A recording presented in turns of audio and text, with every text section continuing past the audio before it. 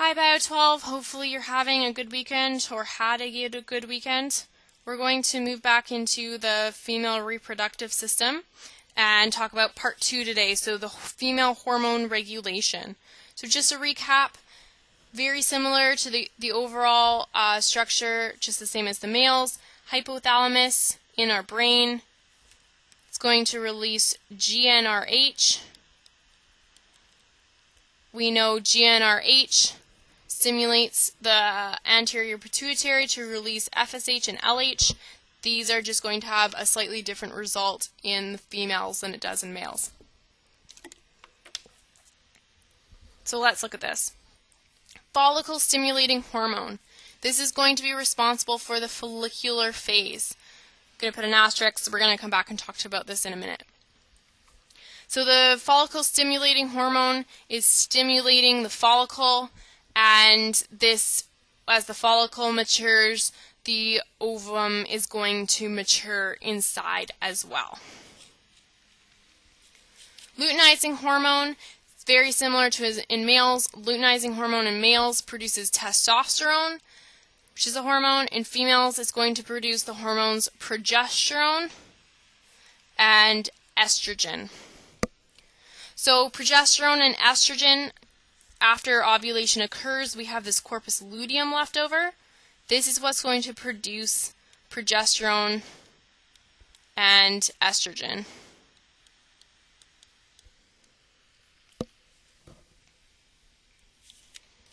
So the hormone progesterone is going to control the secretory phase. Asterisks again, we're going to come back to this in a moment. It'll all make sense in a bit here. So progesterone is going to cause maturing of the endometrium, which we know is the inner lining of the uterus. And progesterone is also going to contribute to breast development. So here's the endometrium here, the inner lining. Progesterone is going to cause the maturation of it in the secretory phase. Okay, so estrogen, this is going to be responsible for the proliferous phase, and estrogen, is going to build up the endometrium. So proliferative means the building up of something, so it's building up the endometrium in order for implantation of the egg to occur here. What else does estrogen do? It is also going to help mature the ovum, and it's going to be a part of the development of the secondary sex characteristics for females. So what are these sex characteristics? These are fat deposits and hair growth. So that would be like fat deposits around the hip area and hair growth on legs and armpits. It's going to be for growth of the uterus and the vagina. And it's going to help with breast development as well, like progesterone. So estrogen, when it gets to its highest peak, this is going to send the homeostasis of the body completely out of whack, so hormone levels are going to be everywhere. Therefore, it's going to cause a negative feedback loop. So it's going to, a high estrogen signals the anterior pituitary to stop releasing LH and FSH. So we have a decrease in LH and FSH, which ultimately results in a decrease of estrogen so that our hormone levels can go back to homeostasis. On the 14th day of the cycle, the follicle is going to be mature. Estrogen levels are high, so you can see here, high estrogen levels. This is corresponded with high LH levels. So this steep spike in LH on day 14 is thought to be responsible for ovulation to occur. And so this deep LH, this is going to cause the follicle to rupture.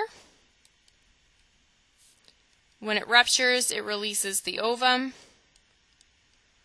and we call this process ovulation. So ovulation occurs, high estrogen levels, high LH levels, resulting in ovulation day 14. After the ovum is released, the corpus luteum is formed. So this is the leftover follicle tissue after ovulation. So remaining follicular tissue. Its whole function is to secrete hormones. So it's going to secrete the progesterone and the estrogen. Again, progesterone maturation of the endometrium, secretion of the endometrium. Estrogen is for the thickening of the endometrium.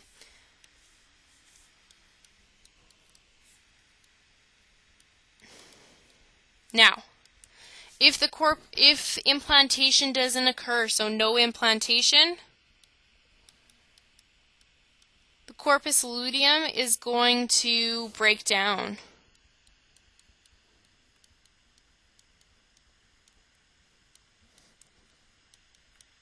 When the corpus luteum breaks down, we call this menstruation.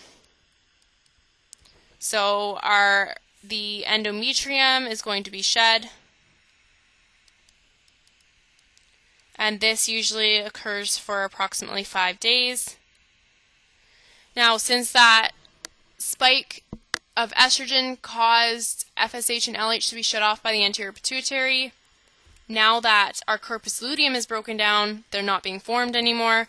Therefore, after those 5 days, the anterior pituitary is going to start the cycle again.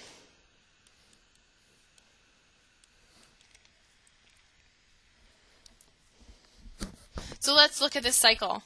First 13 days, we call this the follicular phase. So this is where we said FSH controls the follicular phase. Okay, so FSH and LH are secreted by the anterior pituitary, and it's going to cause the maturation of the follicle. So the ovum is going to mature inside. Day 14, ovulation occurs. So the ovary releases the ovum, and the corpus luteum is formed.